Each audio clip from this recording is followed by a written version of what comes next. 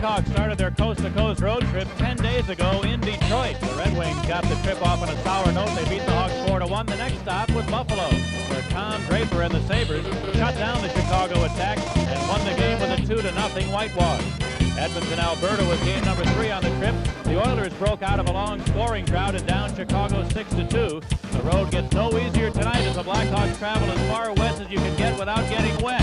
We're in the Pacific Coliseum in Vancouver. The Blackhawks meet the Smythe Division leading Vancouver Canucks.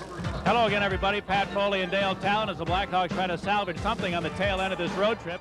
Ed Balfour gets a start once again. Was yanked after 2 goals in the loss to Edmonton. Is looking for his first win of the year on the road. 4 wins, 4 losses, and a tie. And a 2.13 goals against Kirk McLean, leading the league in wins with 15. 5 losses and 3 ties, and a 2.35 goals against average and 2 shutouts.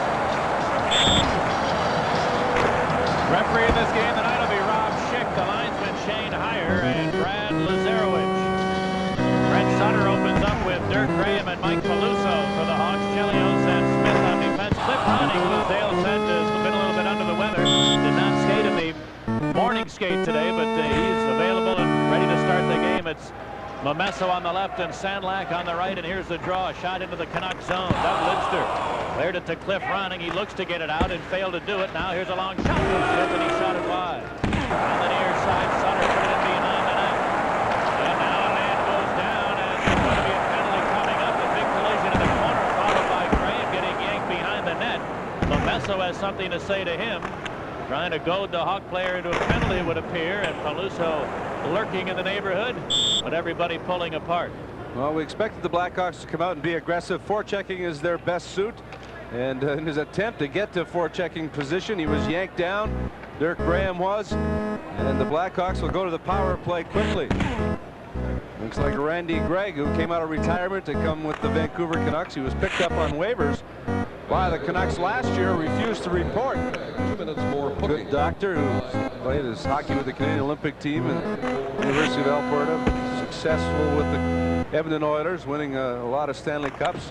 Pat Quinn picked him up in the waivers, in the waiver draft, and then Greg refused to come and finally decided it would be beneficial to come to Vancouver this year.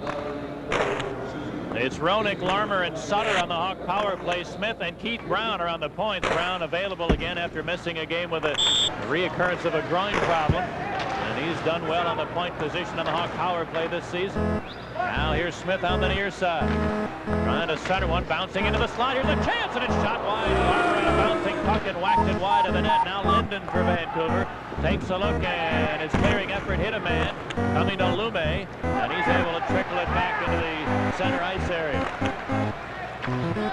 Keith Brown rolls it back into the Canuck zone. Lume sends it off the board, not out. Brown did well to keep it in, feeding Smith on the near point. Back to Brown at the slot. Got it to Larmer, a one-timer trickling in front. A shot, they score! Brent, no goal! No goal, says Rob Schick. A Hawk player was in the goal crease. Roenick was in the crease, and Brent Sutter's apparent goal will be disallowed. Well, I hate this rule. They've got to really look at this rule and make an adjustment. This rule, this is a poor rule. Roenick had no influence on the play whatsoever. He might have had his toe in the goal crease. Sutter made a great shot.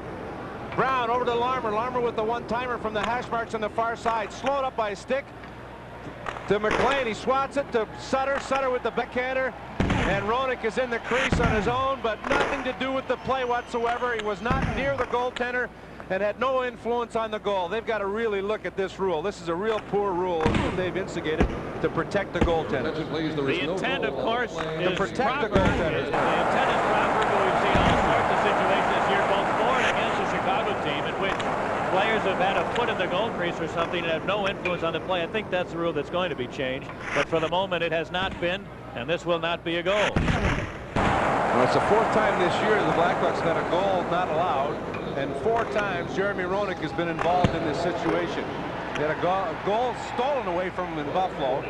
He did a brilliant 360 maneuver in a game in Chicago that was disallowed because Mike Hudson had his toe in the crease. In Pittsburgh, they disallowed a goal that was definitely a goal, that he centered the pass from the corner. And now tonight he gets ruled for now it's a penalty besides, and it nullifies the power play. And a great shot from Brent Sutter to give the Blackhawks what appeared to be the first goal of the night. But it's still a scoreless game, and of course that minor penalty is attached to the washout of the goal, so it's 4 skaters aside. And here's the draw, taken by Igor Larionov, the ex-Soviet star, circling at center. Now Babbage, Dave Babbage over the Hawk line on the near side. Babbage against Conroy, moves behind the net, centered it. Brown blocked the pass. It lays there, and Belfour will smother it and take a whistle. Already Belfour looking for his first win on the road. I don't think the fact that he hasn't won on the road is a reflection on his play, though. It seems every game he plays, they don't score goals for him. The Blackhawks with only 3 goals in their last 3 road games. I believe 5 in their last 4.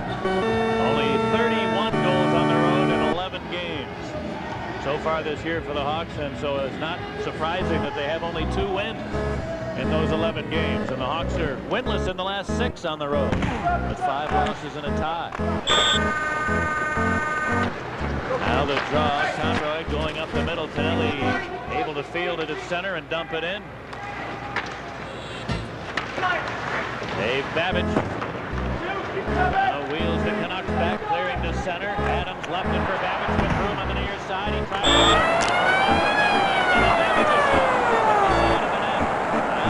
near corner. Larionov came up with the circles behind.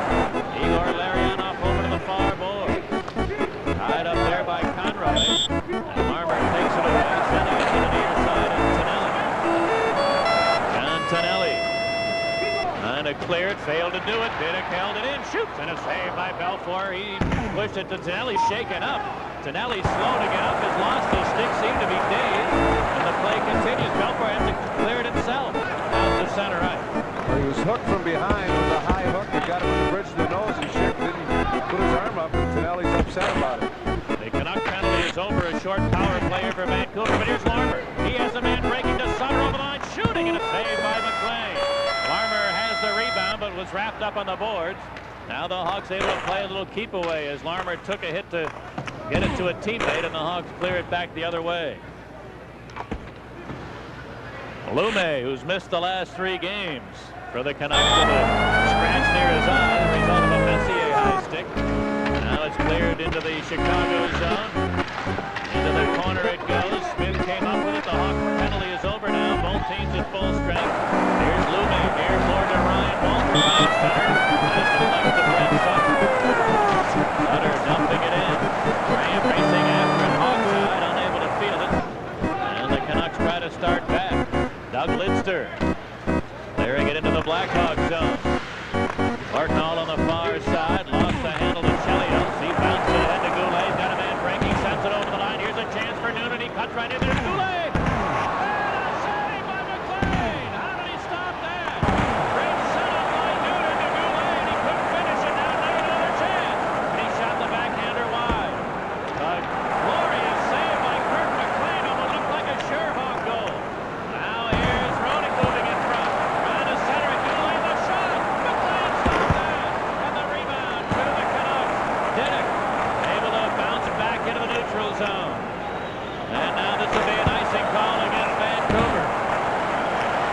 Kirk McLean sparkles in the Canuck goal to keep this game a scoreless goal with 4 minutes gone.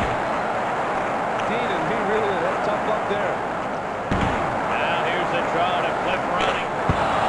He cleared it to center, and Dana Merchant sending Sandlak over the line. Jim Sandlak rolled it back to the Chicago net. There's going to be a penalty coming up. Cliff Ronning attempting to forecheck, was yanked down, and Vancouver will go to the power play. Still early in the game and still scoreless in Vancouver. His attempt to slow him up. Ronning had a chance to get to Belfour. Puliso just took the feet from under him, and the Canucks go back to the power play. Mike Keenan's upset. First of all, the goal disallowed. That upset him. And secondly, when Tonelli was yanked down in his own zone with a stick around the neck or the throat, Tonelli